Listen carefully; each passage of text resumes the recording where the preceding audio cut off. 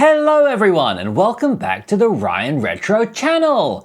In today's video we're going to be looking at games from the 2000s, by which I mean from the year 2000 to 2009. And there are so many incredible games from that decade, including The Sims, Super Smash Bros, World of Warcraft, League of Legends, Call of Duty Modern Warfare. The list goes on and on. But in today's video, I'm going to be running through some of my personal favorites that defined that decade of my childhood. So let's jump straight in to the PlayStation 2 and a game that completely redefined a series, Grand Theft Auto 3, the first entry in the series in full 3D. Finally, you don't look like a chicken anymore. Like the earlier Grand Theft Auto games in the series, I really loved playing this game and simply just exploring the town. A lot of the time, I would just be a law-abiding citizen and just drive around the roads. I would just enjoy the freedom of being able to drive wherever I wanted, without needing to go only where the game tells me to go, or having time limits, like we have in games like Crazy Taxi. Grand Theft Auto to me was just pure, complete freedom to do whatever I wanted. And when I played it as a kid, I really liked that feeling of freedom to be able to do whatever I wanted. Even driving a car that's on fire. Next up, we have an extremely interesting Yu-Gi-Oh game that begins the British Empire in the 1480s.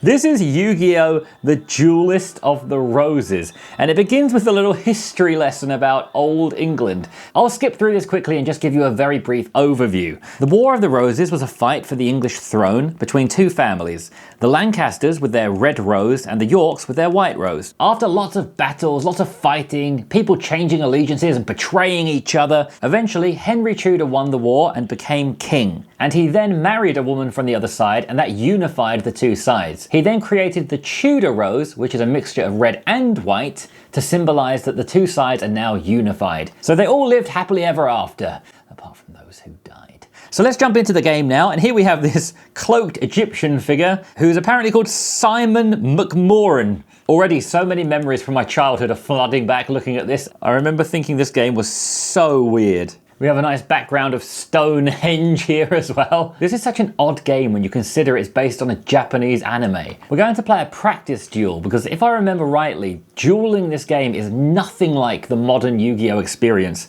And actually all these old Yu-Gi-Oh games had really old, weird rules that they made only for the specific game. So we're going to grab this Celtic Guardian and put him on the field.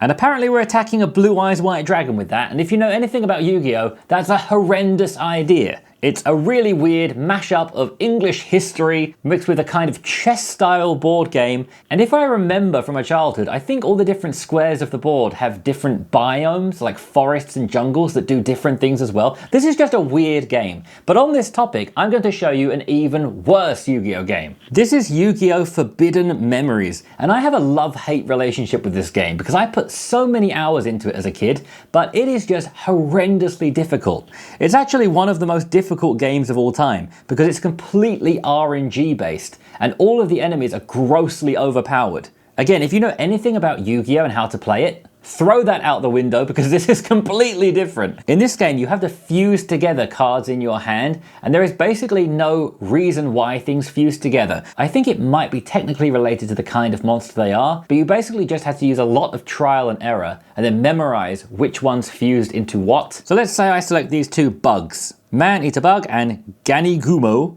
It's then going to smash them together, and as you can see, they did not fuse. You have to memorize the ones that do fuse. And bear in mind, this is from like 2002, when there aren't exactly lots of online guides you can follow. So you had to just use trial and error and memorize all day long, basically. Also, when you get near the end of the game, all opponents have the strongest cards in the game, and you probably don't, because the chance of getting one of those cards is absolutely minuscule. And you have to beat 6 of those overpowered opponents in a row to win the game. And if you lose any single one of those battles, it's game over and you have to start all over again. Also, our friend Simon McMoran is back again. One thing you could do if you didn't want to rely on the RNG drops you get from beating opponents is you could spam practice duels and earn some coins, which you could then use to buy some cards.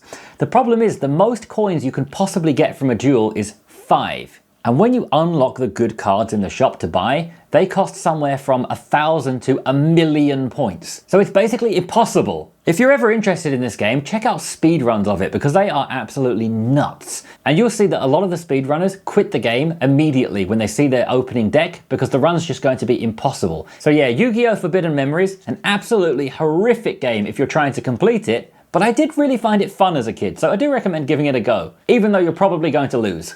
Next we have Pro Evolution Soccer 6, one of the best games ever in the PES franchise. Oh, not a great start.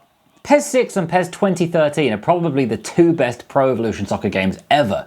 I played a ton of this in my childhood and I'm really happy to be playing it again now. Also, the PlayStation 2 games in general just still look really nice. This was a pretty good year to play as England because we had David Beckham in our team and the legend Peter Crouch. Also, I really love these swirly-whirly football pitches. Whenever I used to play a football game, I would always set my home stadium to be like this. I always thought it's just so easy on the eyes. But I do also feel like I'm kind of being hypnotized. Look at the swirl. It's saying, subscribe to Ryan Retro. Oh, what a turn! It has the pace of an oil tanker. I've shown this game a few times on my channel now, but Ace Golf was a huge part of my childhood because I just replayed this over and over so much. This is a game very similar to Everybody's Golf on the PlayStation, but this is a GameCube game, and it's just some very replayable, cartoony fun. Uh-oh. Here I'm having a head-to-head against this character, and if we win, we unlock the character. There's also loads of different items you can unlock, including secret hidden ones. It has a ton of replayability. And again, with this generation of games, I think they still look good even now. Sometimes if it was a very high pressure, high stress situation, I would go from swinging the club like this into what I call precision mode.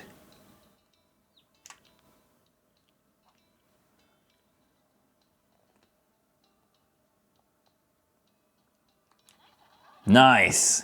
A game I did have and really like was the Simpsons Hit and Run, which is basically a child-friendly version of Grand Theft Auto. Wow, Marge has some strength in that hair. Bang! You can emulate this game really nicely on PlayStation 2 or GameCube. Both work very well. In this particular example here, I'm using PS2 for no other reason simply than last time I showed this game on my channel, I used GameCube. So I'm just showing the other one to show that they both work really well. Like Grand Theft Auto, this game really gives you that sense of freedom, where there are missions to complete, but you just don't have to. You can simply just run around doing what you want, kicking wasps. And for me as a kid, this was better than Grand Theft Auto. Just the fact that I recognized the characters and I was able to run around and see them in the town, I thought it was really fun. Like most kids, I really liked The Simpsons, so being able to run around Springfield was just awesome. And it kind of felt quite ahead of its time. Being able to just freely roam around the town and look around, it really felt like this would be the future of gaming. And I guess it kind of is with all the open world games we have these days. For something very different now, we're going to jump into the Nintendo DS and jump into Dr. Kawashima's brain training. How old is your brain? I'm curious how many of you have played this game. I feel like it was quite popular in the UK at the time. There were adverts on TV for it quite often. Test your brain age. You could do things like Sudoku, but my favorite was always the math one. And I'm curious how it's going to work here on the Retroid Pocket 5's touchscreen. Obviously with the DS you had a stylus, when you had to write the numbers on the screen. So let's try that out now. So let's go to Quick Play. And I think from here you can choose what you want to do, like math or Sudoku. Let's go to Quick Training. Yes, this is the math game. Let's try it and see how good I am at maths. 1 + 9, 19. No, I'm joking, I'll do it properly. Oh, I think we're on a timer actually. 16 - 9, 7. 1, 45, 8, 2, 7, 9, 20, 2, 0, 9, 16, 6, 7, 0, 17, 3, 8. It's recognizing my input really well. I'm really impressed how well it recognized my quite unclear handwriting. 37 seconds. Let me try one time without a massive pause in the middle and see how well I do. So I'll just cut it and show you how well I did. I promise I won't get somebody to do it for me like Elon Musk. Oh, would you look at that? Driving speed, 26 seconds. Brilliant. Cheers, Steve. Next up we have Guitar Hero. This is a game that I really enjoyed as I was a guitarist myself. That's what I majored at university. This one's a little bit tricky to play because I didn't really spend any time setting up the controls, so I'm just trying to simply remember which button is which. I'm also playing a song by Cream, Eric Clapton's old band, and I'm not sure if I can play the original song on here because of copyright. But what I'll do is I'll just play a little bit of it myself with my guitar, just so you get a hint of what I'm playing. So I'll now play something similar, although for copyright reasons not exactly the same, so you can get an idea of what I was playing.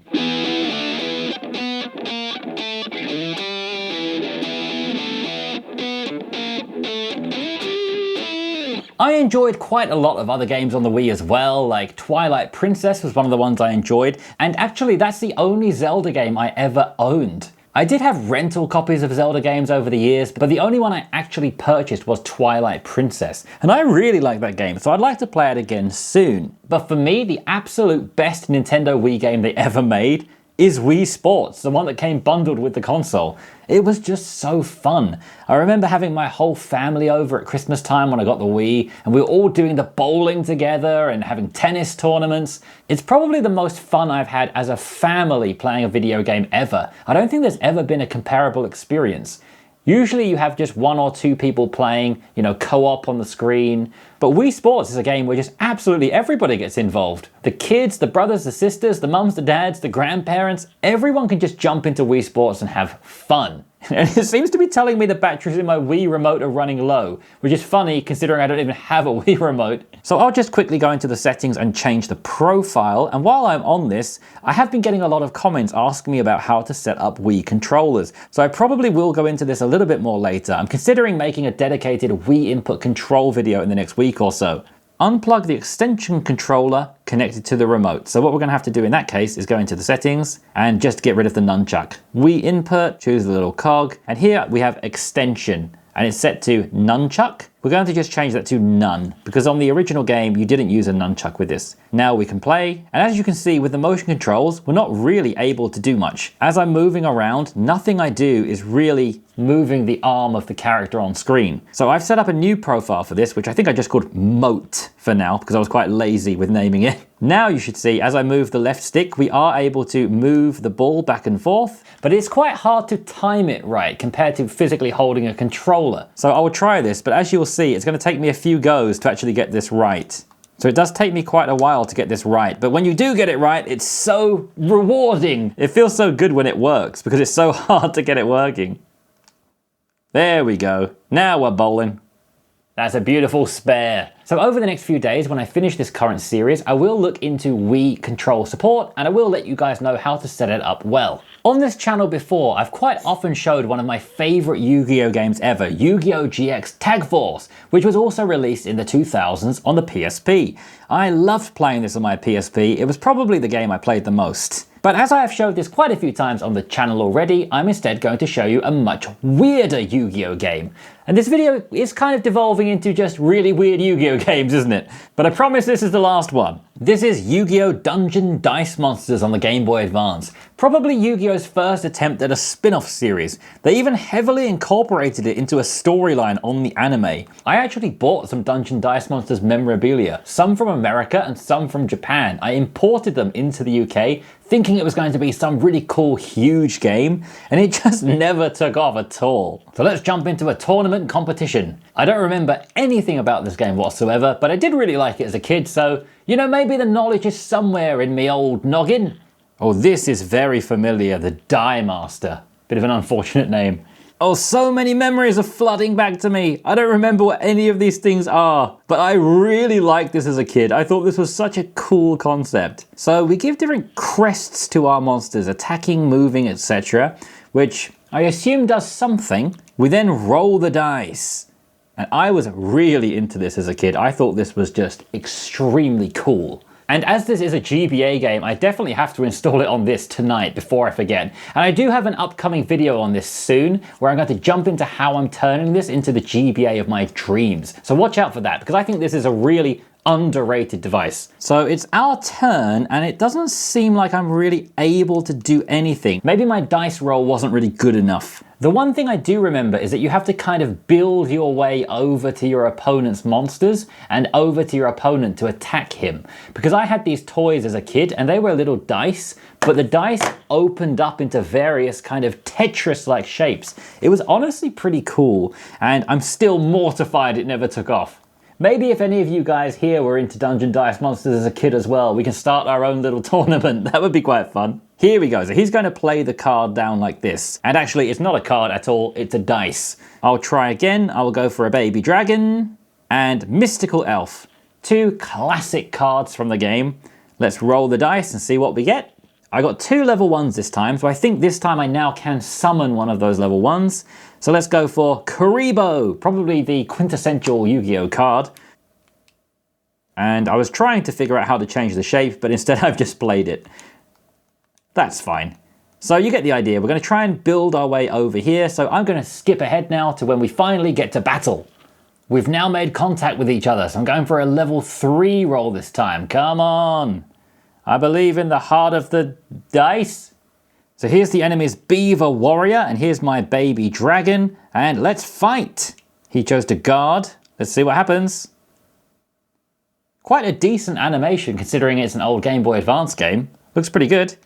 So he guarded the shot, and I have no idea what that means. So we just end our turn and see what happens next. He ends his turn and doesn't even try and attack me. Let's once again go for our level 3 roll.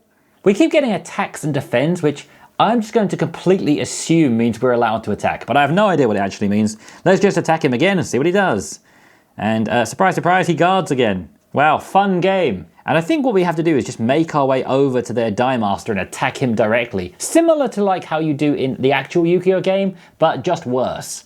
I just rolled the dice again, and once again cannot summon anything, and I thought I could now move my Rogue Doll up here and attack his Sangan, but unfortunately I don't have any moves remaining, so I'm just stuck. Many of these turns have just been me being stuck, which of course you could attribute to me not really playing very tactically well, but you can see why this game didn't really take off. So let's move on to the next game now. One that absolutely did take off and is still thriving now, decades later.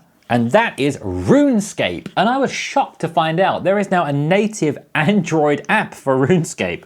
Of course, the downside to playing a game like that on the Retroid Pocket 5 is you of course just have to use touch control. You're not going to be able to use key bindings very well. I have done it on my Steam Deck. I did actually bind all of the controls to my Steam Deck controls, but this game just works far better with touch support. And because this is a native Android game, it's extremely well put together. It's so smooth, you can choose where to walk. It's just not really the ideal game to play on a handheld that has a built-in gamepad like this. But if you do want to play RuneScape and reminisce about all those old moments you used to enjoy, you can do it here. I had quite a funny moment on RuneScape when I got back into it about 2 years ago after not playing for probably 15 years.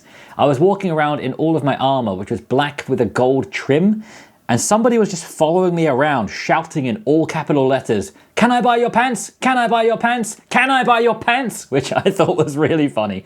RuneScape, what a game. And on the topic of Windows games, let's jump into Winlator now and emulate a game actually on Windows. And by the way, for anybody watching this, Winlator is something I'm going to focus a lot of time on in the next week or so. Winlator, Pluvia, and various ways of playing Steam games and other PC games on the Retroid Pocket 5, so watch out for that. You may see up the top corner here, I've been trying to get Guild Wars 1 working because that was a game that really shaped that decade for me. I managed to get it working on my Mac emulating Windows, but unfortunately it's not working here. I could get it running through Moonlight, streaming a compatibility layer of Windows to Mac, then to Android, but I think that's just a bit too bizarre and that's just too much. So instead I'll show you a game we can get running just on the device itself. Well, I was going to show Call of Duty World at War, which I had a really great time playing on Xbox 360 and was the game that really got me into the Call of Duty franchise as a teenager. But unfortunately now, it's not working at all. It was working completely fine yesterday when I got this game list together for the video, but frustratingly, it's just not launching anymore. And that's the nature of Winlator in a nutshell. You'll get something working one day and then the next day it's just completely broken. That's why I've not approached it too much yet, but I will be jumping into it more in the next week or so and trying to get it working well, so watch out for that. And in the meantime, I hope you found this video helpful and useful, and I hope you'll be here tomorrow when we jump into 2010 games, which there are an extreme number of brilliant ones.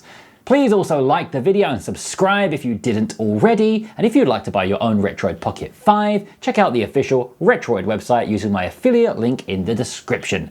Thank you so much for watching, and I'll see you tomorrow.